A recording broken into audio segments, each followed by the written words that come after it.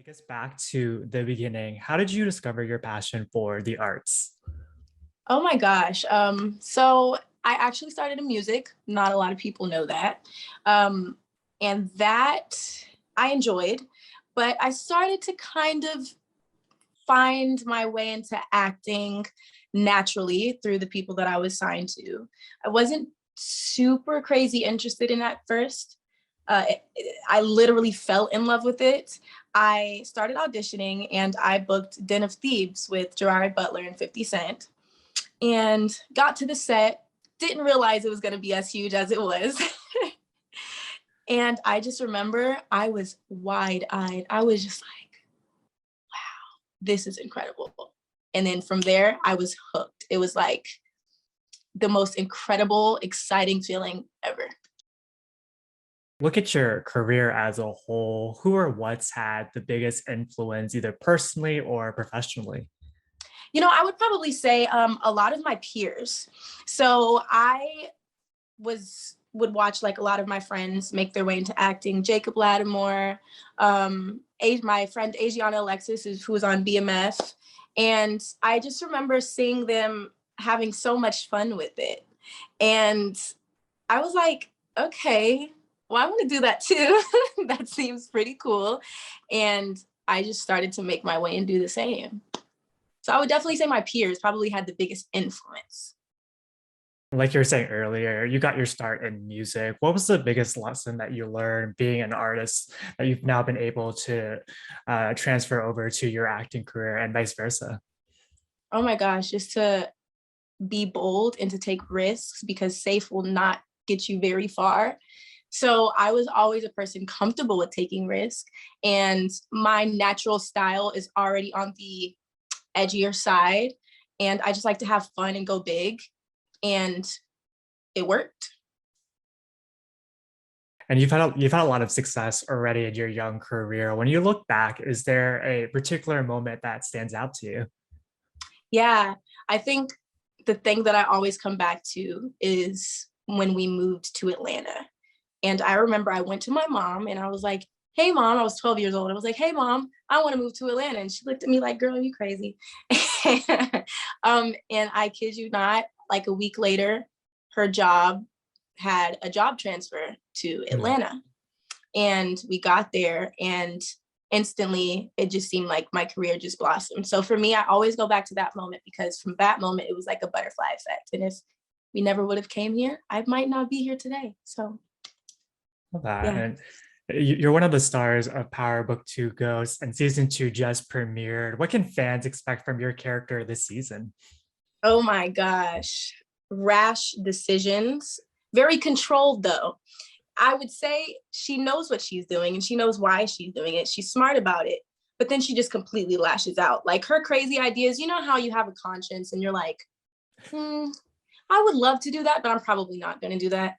She's like, let's do it. So you could definitely expect a lot of that from her, a lot of that dominant, confident energy that she already brings. And she's still going to keep that dark mysteriousness that everybody seems to be so intrigued by. Speaking of that dominance, we've seen the power struggle between Effie and Reek throughout the seasons. How have you Mhm. and Michael approached that dynamic, and has that changed heading into this new season? Yeah. What's actually really interesting is that when we're on set, me and Michael and the directors, we tend to have conversations and about that.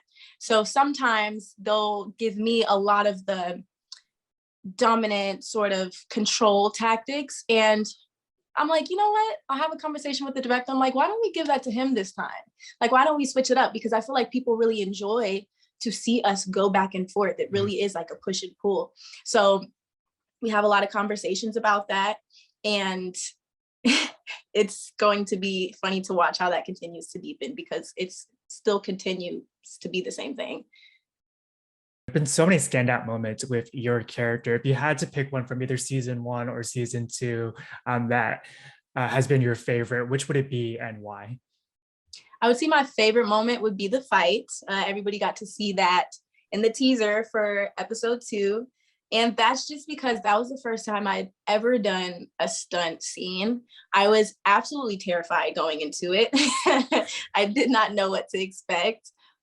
And I just had a lot of fun with it. It's fun to be able to do something more on the extreme side. Mm.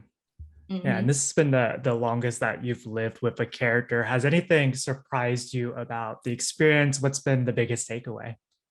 Oh yeah. So season 2, the first time that you will see me on your TV screens, that scene for me was it was just very different. It definitely surprised me. I can't tell you what it is yet, but you guys will see as soon as it comes out next this Sunday coming up. And they continue to surprise me. They throw a lot of uh, impactful big scenes my way, which I really, really love. They do a great job writing for Effie. So really those moments never end. Yeah, what have you learned about yourself and your craft embodying this character? Just that I Effie helps me learn a lot in terms of acting because like I said, they do tend to throw things at her. And there's a lot of things that I'd never done before. So I just continue to soak everything up like a sponge and study and never stop being a student.